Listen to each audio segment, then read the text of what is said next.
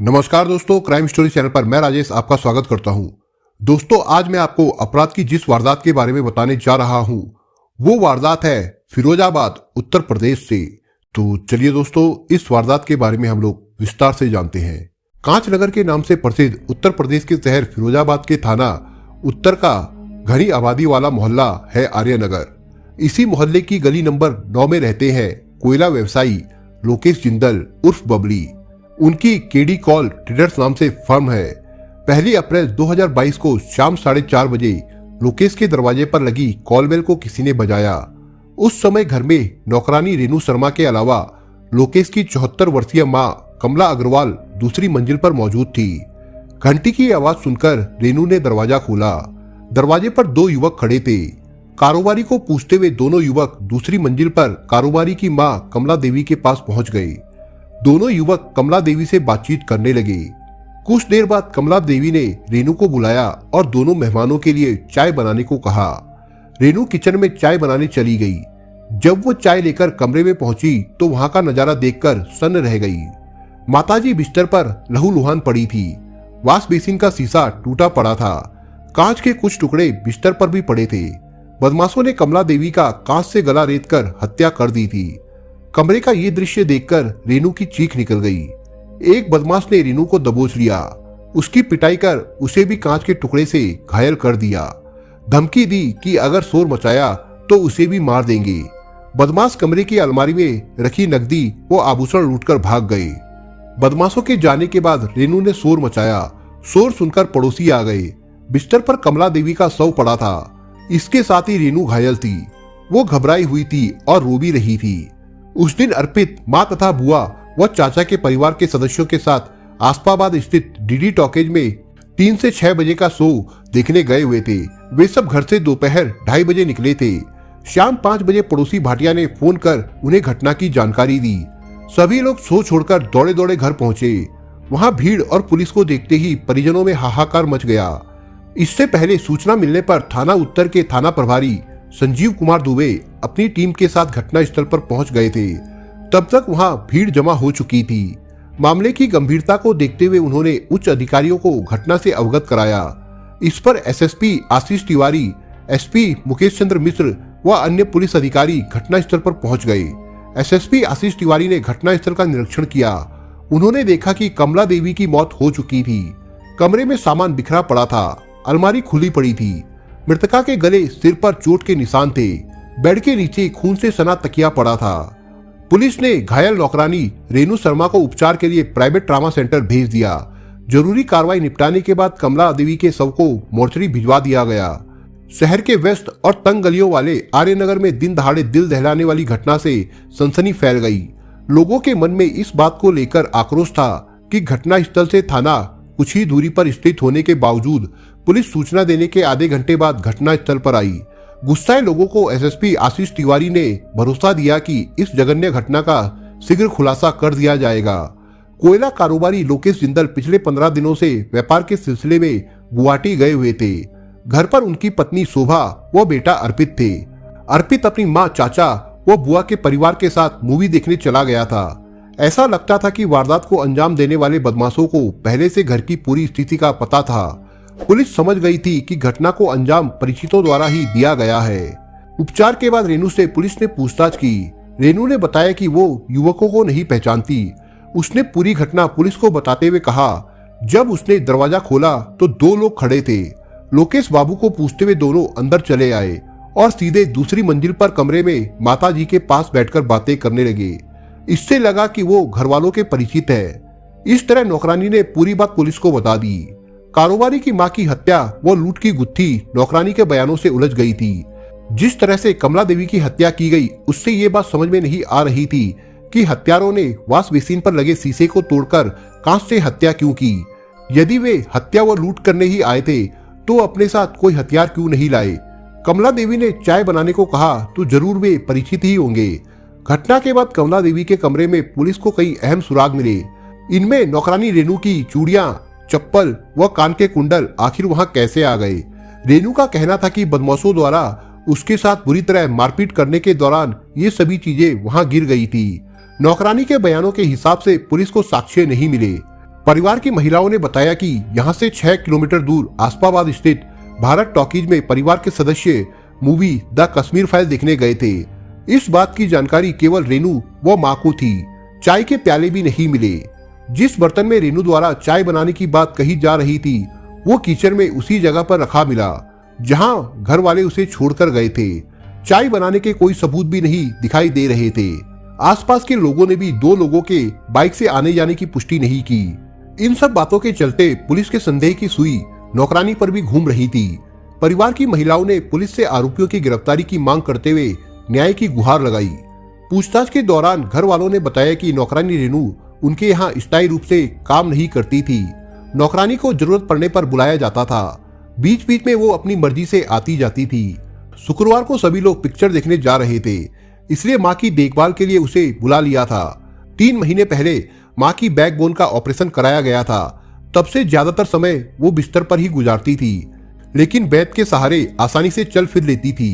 ऐसा लगता था कि वारदात को अंजाम देने वाले बदमाशों को पहले से ही घर की पूरी स्थिति का पता था कि 1 अप्रैल शुक्रवार को घर में कौन कौन था। एसएसपी आशीष तिवारी ने घटना के खुलासे के लिए फॉरेंसिक टीम को भी मौके पर बुला लिया। बदमाशों तक पहुंचने के लिए पुलिस ने क्षेत्र में लगे सीसीटीवी कैमरे खंगालने के साथ ही आसपास के लोगों से घटना के बारे में पूछताछ की। एसओजी के साथ ही 3 थानों की 5 पुलिस टीमें खुलासे के लिए गठित की। घटना की जानकारी मिलने पर सदर विधायक मनीष आसीजा के साथ कई भाजपा नेता भी वहां पहुंच गए। विधायक ने परिजनों को ढांढस बंधाया।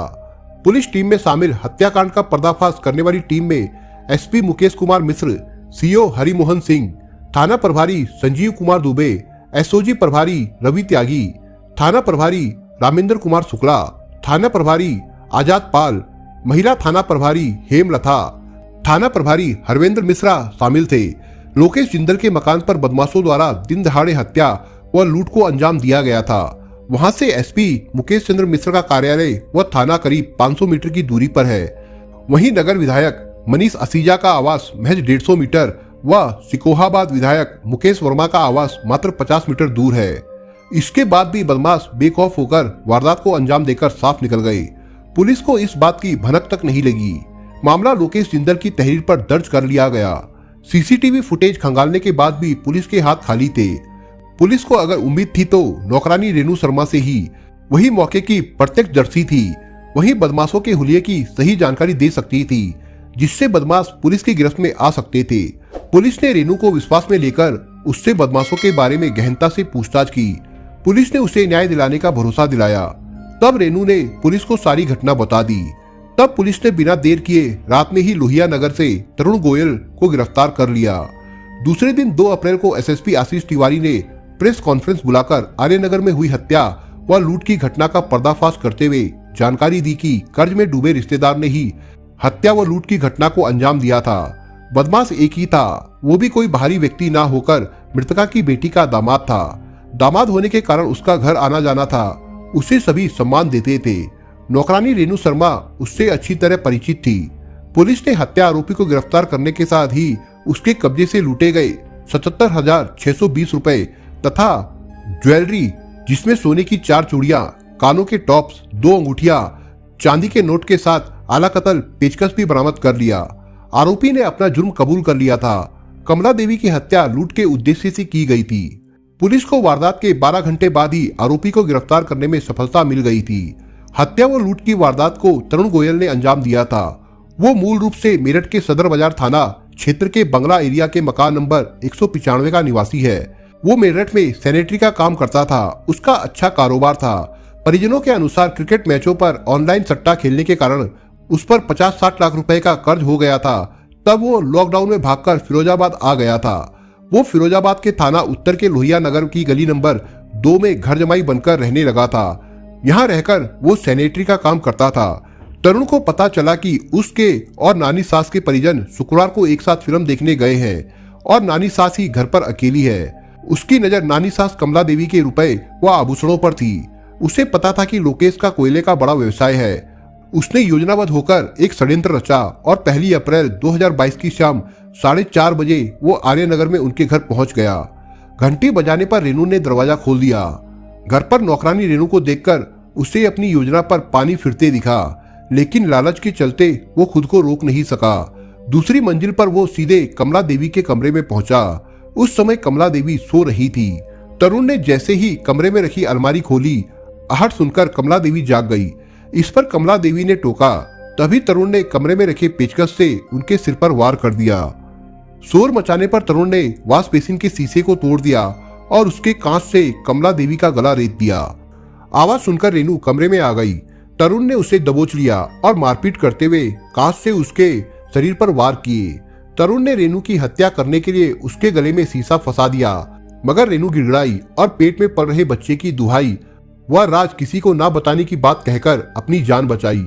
आरोपी ने रेनू को धमकी देते हुए कहा कि वो घर में 2 बदमाशों के आने की कहानी सभी को बताए, लेकिन उसका नाम हरगिज अपनी जुबान पर ना लाए, वरना अंजाम बुरा होगा।